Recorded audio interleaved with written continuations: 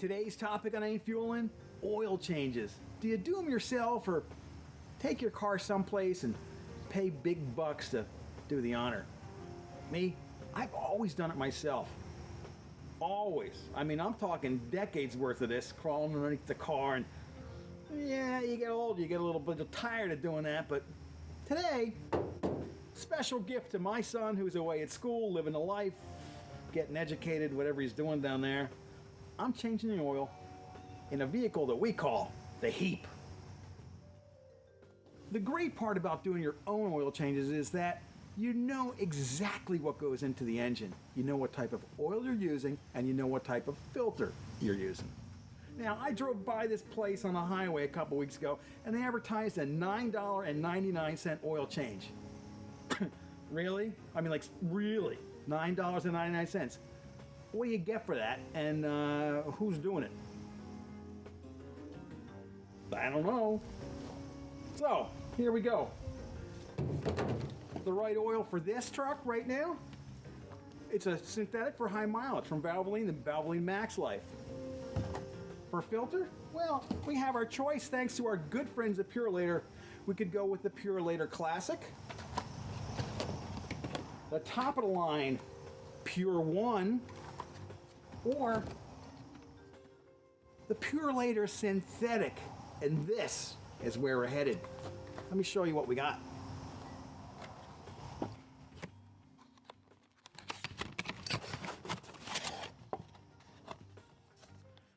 Nice. Check out this texture. I don't know how the light is hitting that, but nice grippy texture. This filter is specifically built for synthetic oils, and it's engineered for 10,000 miles. That's important because with a synthetic, you tend to go a lot longer between oil changes. You want to know it's built right. The tools for this one, a 5-base socket and a drain pan. Okay, this isn't my normal oil drain pan because my normal one is buried somewhere in the garage. My wife's got so much stuff in there. This I found is a dish pan that I inherited from my dearly departed mom. Thanks, Mom.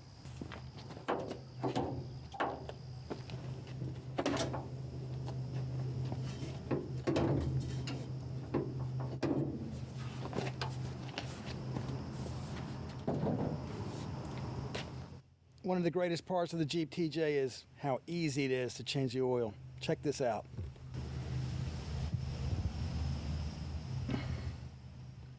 I'm going to slide the oil pan roughly underneath where the oil filter is. If I loosen this up a little bit, there we go.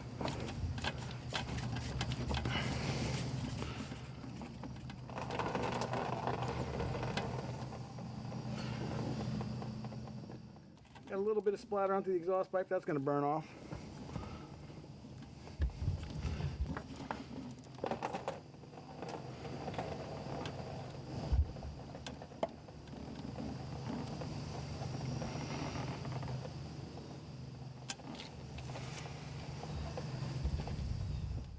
I'm going to just wipe up some of the oil that spilled out onto the block. I can't quite reach down to the exhaust pipe, but I'll get that when I'm underneath.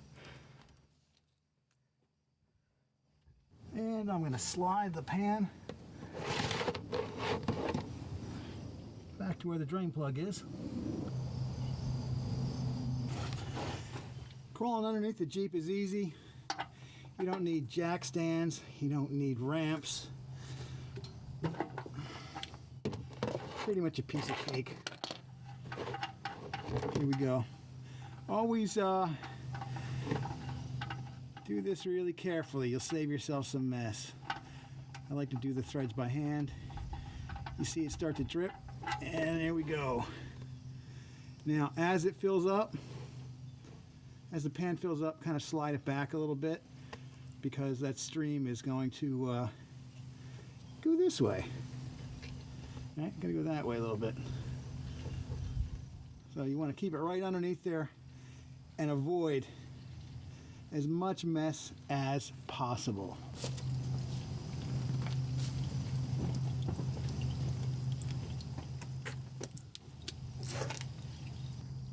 Getting the last drips out of there.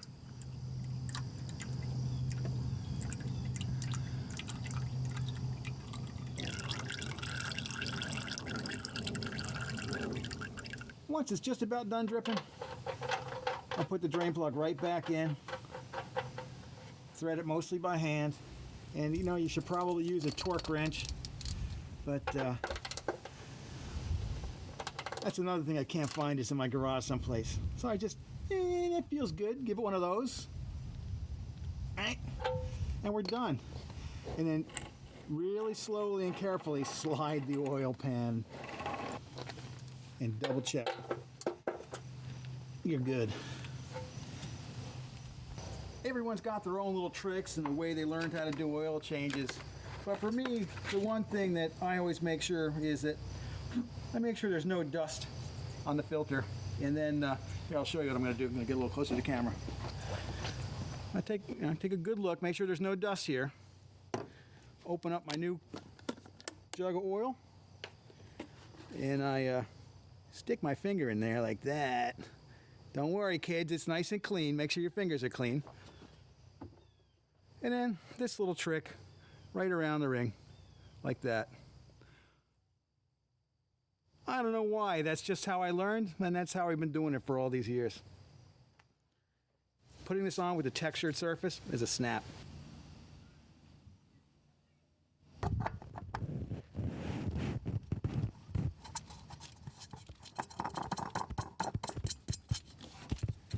And I always learned finger tight.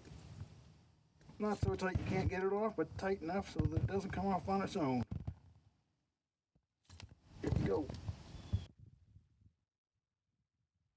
Once you got that drain plug in and the new filter spun on, you've got to just pour in the new oil. I always use a funnel, but again, I can't find my funnel today, so I got a little trick. With a funnel, you make sure that all that oil goes where it's supposed to.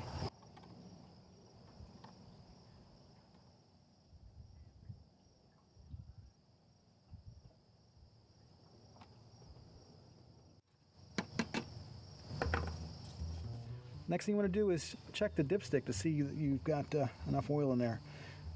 On the Jeep TJ here, you've got 2 yellow handles. This one is the transmission. A few cobwebs here, the Jeep's been sitting. And this is the engine oil. Oh, nice and clean. I just spattered it all over the place. And I always give it a 1 wipe. Make sure it's clean. Pop it back in, let it sit for a couple seconds. Pull it out, and we look good. We look good. Nice, clean oil.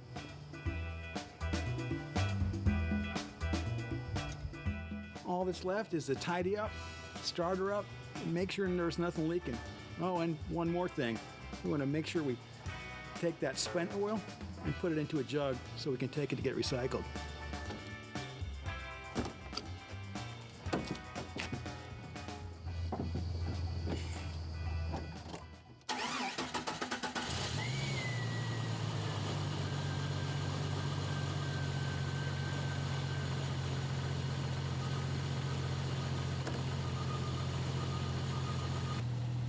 Good, huh?